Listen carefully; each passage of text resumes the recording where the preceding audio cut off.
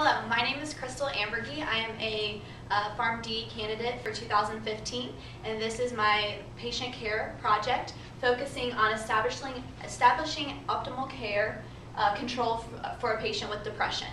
So TF is a 51-year-old Caucasian male who has a medical history for depression for 4 years, type 2 diabetes for 12 years, and also hypertension for 12 years. And he's had hyperlipidemia for 4 years. So for this patient, his history of present illness is that he has had sadness, loneliness, experienced this for 1 year prior to starting treatment. As far as his family history, his father has type 2 diabetes, hyperlipidemia, hypertension, and he is a heart attack survivor. As for his mother, the only thing that she has currently is Parkinson's disease. He has one older brother who has hypertension, hyperlipidemia, and is also overweight. He has a younger brother that has hypertension, hyperlipidemia, type 2 diabetes, obsessive compulsive disorder, and also overweight. As for the social history, TF is married, has one daughter. He works a printer. He's a printer worker, works for a company from 7 a.m. to 3 p.m. He does not use any alcohol, tobacco, or illicit drugs. He also does not exercise currently. As for his insurance, he has Caremark, so his generics are $10 and his preferred brands are $20. His physician is Dr. John Nolan. The patient does not have any drug allergies. So as far as his objective, he weighs 112 kilograms, is 71 inches tall. He is overweight with a BMI of 34.4. His current blood pressure at assessment is 132/88. His pulse was 72 beats per minute. Resting rate was 16 breaths per minute. And his blood sugar was 134 preprandial with an A1C of 7.6. So as far as his therapeutical plans, we're going to first assess his type 2 diabetes. For his labs and vitals, we're going to look at his blood glucose of 134 preprandial and his A1C, like I said, 7.6. As far as his therapy, he has dual therapy for his A1C over 7.5. His goal is to have his blood glucose 70 to 130 preprandial and then less than 180 postprandial. And we want his A1C to hopefully be less than 7%. As far as his therapeutic monitoring, we want to look for side effects of his medications. So for the metformin, we want to look for the diarrhea, nausea, vomiting, and also flatulence, indigestion, headache, rash. And then for glimepiride, we want to really look for the hypoglycemia and the dizziness. As far as monitoring for these medications, we want to do creatinine, hematocrit, hemoglobin, red blood cell count, vitamin B, and vitamin B12 levels. As far as his plan for his type 2 diabetes, we want to look at reinforcing lifestyle modifications in this patient, continue medications as directed per physician, check his preprandial glucose once daily, and follow up with his physician annually and have A1C checked again. As far as his hypertension, which is his number 2, we want to look at his labs, which is the 132/88 blood pressure. And for this, he is taking for the pharmacological standpoint, he would be on a thiazide, an ACE inhibitor, an ARB, or a calcium channel blocker. His goals is for his blood pressure to be 140/90. For his therapeutic monitoring, the side effects we want to look at are electrolyte imbalances, hypotension, dizziness, headache, rash, cough. And then for the plan, we want to also reemphasize the lifestyle modifications like we mentioned before. He was on duplicate therapy, so we're going to discontinue the bisoprolol hydrochlorothiazide and increase the lisinopril hydrochlorothiazide to take 2 tablets every day. And then his third disease state that we're going to talk about is depression. So for this patient, we are going to look at antidepressants, all equally effective. SSRI, SNRI, tricyclics, MOAs, etc. So the goal in this patient is to restore to a balance of emotions. His drug monitoring is going to be the side effects, nausea, headache, somnolence, nervousness, serotonin syndrome, and depression exacerbation.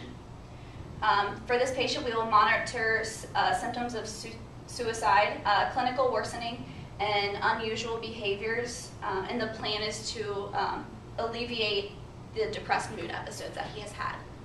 And then here we have his personal medical records that list all of his medications that he's currently taking with the dose. So first we have the metformin, and he is taking 1,000 milligrams twice daily. This he has used for 12 years. And the anticipated outcome is to have controlled glucose. And then his second medication is the glimepiride that he is taking 1 tablet, 2 milligrams every day. He has used this medication for 4 years. And also the outcome is to have controlled glucose.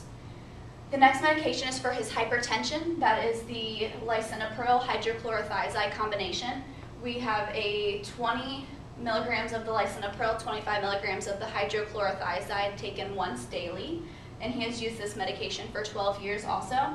And the anticipated outcome is to have controlled blood pressure. He was also taking the bisoprolol, like I had mentioned. So with the duplicate therapy of the hydrochlorothiazide and this patient complaining of using the bathroom frequently, we are going to discontinue this medication that he's currently taking, which was the bisoprolol 10 and the hydrochlorothiazide 6.25 milligrams once daily. And then the next medication for his depression was the sertraline 100 milligrams once daily, and this is to improve his mood. And the last medication for his hyperlipidemia is the pravastatin, and he is taking 40 milligrams once daily. And all of these medications are provided through his physician, Dr. John Nolan. And I didn't mention, but his anticipated outcome with the pravastatin is to have lower LDL and HDL levels. As far as the evidence-based research for his depression, I looked into the Zoloft or the sertraline, so looking at SSRIs, SNRIs, and what could be most effective for this patient so that he's getting his maximum benefit. So the one study I looked at was the effectiveness and cost-effectiveness of antidepressants in primary care. And this study objective was to determine the effectiveness and cost-effectiveness over a year of the pharmacological first-line treatment in primary care for patients with moderate to severe depression. So this was a meta-analysis that looked at the efficacy of 10 different antidepressants, and the conclusion of the study pointed to escitalopram being the drug of choice. Even though this patient does not have any complaints of this medication, I would not necessarily switch them to the escitalopram since he is having benefits by using the sertraline and doesn't have any complaints or side effects from that medication. So then over here I have the MAP, the Medication Action Plan. So we're going to start with the type 2 diabetes, which I believe is most important for this patient. So my concern with him is his uncontrolled blood sugar. So his medications are the metformin and the glimepiride. So as far as his action, I want him to increase his physical activity to at least 30 minutes a day for 3 days a week to start, and then we will progressively get more once he starts working out. And then for his food, we want to focus on eating lots of fruits and vegetables, eating non-starchy vegetables, and trying to focus more on spinach, carrots, broccoli, going for what he wants, and also including whole grain foods over processed ones that he usually chooses. And we want him to slowly cut back on his favorite foods, even though it may be difficult. We want him to stay away from the chips, cookies, and especially his chocolate eclairs. As far as the result, what we're going to have him do for follow-up is he will follow up with his doctor in about a month, check his blood sugar daily at his house with his machine, and then his goals, like I said before, are going to be his preprandial 70 to 130, and then postprandial be less than 180. And then it will be beneficial for him to record 2 to 4 weeks worth of blood sugar readings and then present those to his doctor. And then for his referrals, I gave him the website www.diabetes.org for resources on diet, exercise, and other tips to help manage his diabetes. His second disease state that I want to talk to him about is going to be for the high blood pressure. And this is, my concern with this patient is the blood pressure is controlled by medicine, but he has that frequent urination that he complains of. So the medications, like I listed before, were the lisinopril hydrochlorothiazide, the bisoprolol hydrochlorothiazide. So the action plan for him is in order to help control the frequent bathroom use, take his medications as early as he can, so hopefully as soon as he wakes up, take his medications. And then to improve his blood pressure also, we want him to add some physical activities. Like I said before, aim to get 30 minutes in 3 times a week. And also kind of follow the DASH diet to the best of his abilities. So reduce the salt and sodium intake and eat more fruits and vegetables. So I went over with him how to check sodium labels, and I want him to kind of keep track of how much he's eating and aim to eat less than 1,500 milligrams of sodium per day. As far as his results, I recommended purchasing a blood pressure machine and use that at home and kind of monitor how he's doing. There aren't very many symptoms for elevated blood pressure besides headache and the common ones that we know about. So the best way for him to know his blood pressure is to keep a constant diary and make sure he's testing it every day. And then I'd like for him to follow up with his doctor in 1 month. And then, like I said before, his goal is 140/90. And then the last disease state I want to go over with this patient is his depression. So he's having a few episodes of the loneliness, and his current medication is the sertraline, 100 milligrams every day.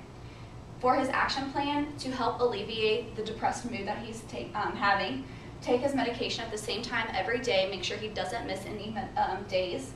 And then it is very important that he also try to live that healthier lifestyle, try exercising and eating healthier, and that can help alleviate the mood also.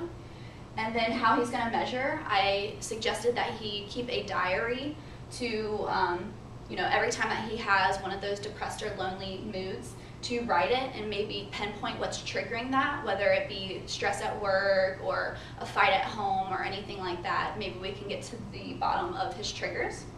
And then for his referrals, I said if he is feeling very depressed or experiencing suicidal thoughts, that there is the number 1-800-273-TALK, or he can also visit the website www.suicidepreventionlifeline.org.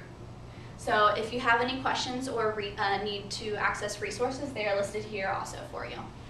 Thank you.